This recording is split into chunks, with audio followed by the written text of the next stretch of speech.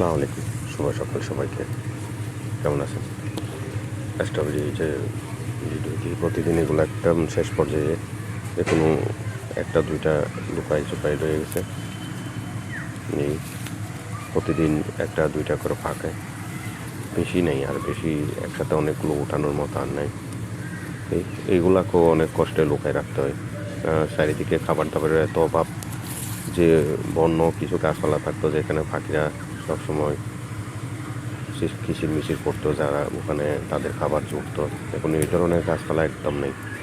তারাও টবে বা ছাদে কোনো কিছু করলে, মরিচ, টমেটো বা এই ধরনের স্ট্রবেরি যে কোনো কিছু করলে একেবারে পাখিগুলো নিরুপায়, একদম নিরুপায় হয়ে এগুলা নষ্ট করে ফেলে।